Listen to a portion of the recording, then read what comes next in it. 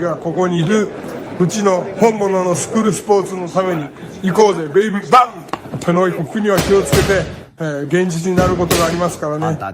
Alright, so we're going to go ahead and continue the long-standing tradition of covering Japanese boxing here on True School Sports and just boxing in general, boxing in America, boxing in Japan, boxing all over the world. We cover it all here on True School Sports. Now listen, this is my post-fight review, my official post-fight review for Andy Cruz versus Hironori Mishiro. And the result of the fight is an Andy Cruz 5th round stoppage over the Japanese fighter Hironori Mishiro. Honestly, a very routine fight for Andy Cruz. Mishiro is a good fighter at the Japanese level. Obviously, he's won a Japanese title. He won the Rookie of the Year tournament in 2020. So when you talk about boxing in Japan, he's on a high level, especially when you talk about boxing in Japan amongst the lightweights, because there's not as many high-level lightweights as there would be in lighter weight categories. So he's at a high level in Japan, but in the world level, he is not on the Andy Cruz level, and that was shown early and often in this fight as Andy Cruz dominated him. I mean, there was a speed difference, there was a footwork difference, there was just a talent difference, a big skill gap, and that's why it only took 3 rounds. It took Andy Cruz 3 rounds to drop Mishiro. And he did a great job. Andy Cruz, I thought, did a great job of establishing his jab, finding his range early, and then doubling up on punches, sometimes doubling up with a straight right hand before he ultimately stopped him in the 5th round. So look, for Mishiro, from what I saw, because I'm not gonna sit here and act like I knew a lot about him coming in. He had a very wide stance, very wide stance, and his feet could not keep up with the feet of Andy Cruz. And, he couldn't get him at the range he wanted him to get at. But, he had his moments. Mishiro has moments where he punched in between the shots. But ultimately, just Andy Cruz, too skilled, too fast, too good for Mishiro. And, it was a pretty routine fight for Andy Cruz. So Andy Cruz beats the brakes off Mishiro. Mishiro probably got to, come back to the Japanese level or maybe fight some fringe level guys because he's not on that level of the elites. But he did his best, and that's all you can do. He tried his best, and he has to go back to the gym and regroup. But as far as Andy Cruz is concerned, listen, man, Andy Cruz, one of the best talents in the lightweight division. With that win, he now is the mandatory challenger for Raymond Muratalla, who currently holds the IBF title. And really and truthfully, Andy Cruz, I think, and listen, man, I remember Muratalla, strong, big kid. I'm sure there's a lot of people that would favor Raymond Muratalla. I am definitely not one of them. I think Andy Cruz is gonna, if they fight, Andy Cruz is gonna rip that belt right off Raymond Muratalla. I think Andy Cruz is Muratalla is a better fighter than Mishiro, that's for sure. But it's gonna be the same case.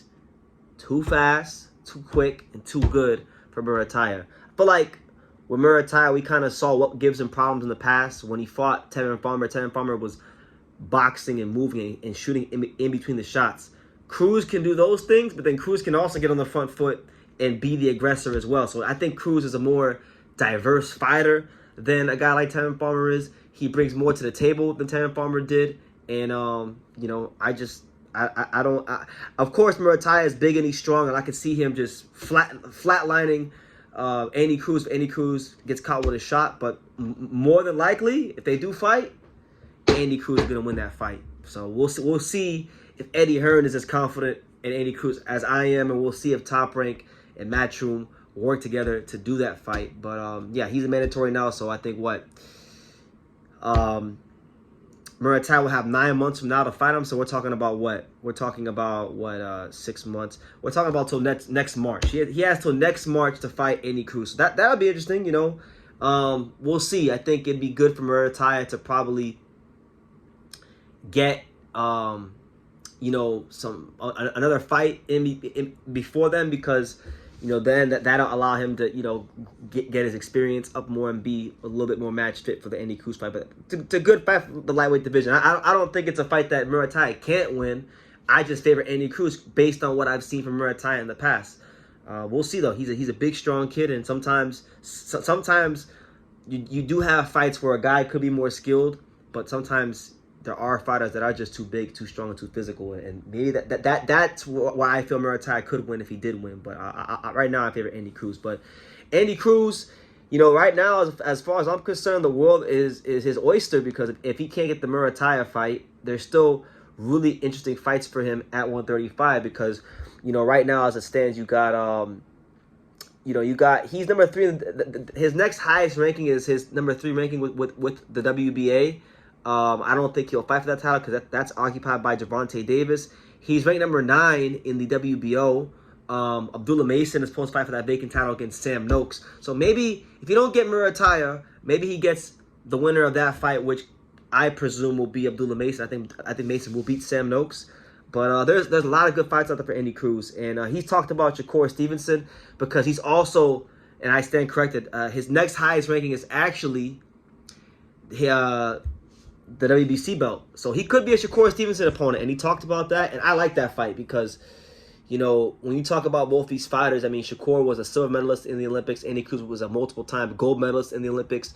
Andy Cruz beat up on Shakur's brother, you know, Keyshawn Davis, many, many times in the amateur. So that'd be Shakur's chance to get it back in blood. Obviously, Shakur is going to have to take care of business against William Zepeda, but if he handles his business there, I think even Shakur Stevenson has a really interesting fight looming ahead for him at lightweight. So Andy Cruz is in a good position, a power position.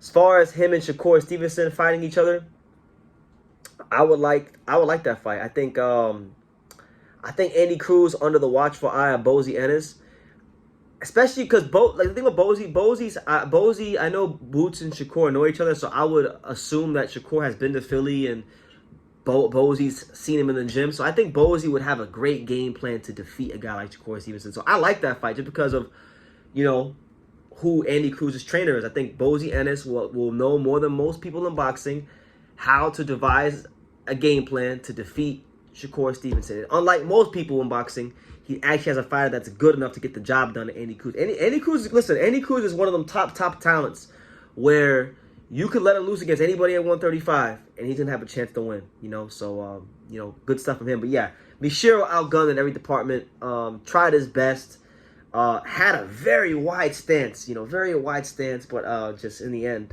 Andy Cruz too good for him. So, hey, credit to him for stepping up to the plate and taking on the challenge.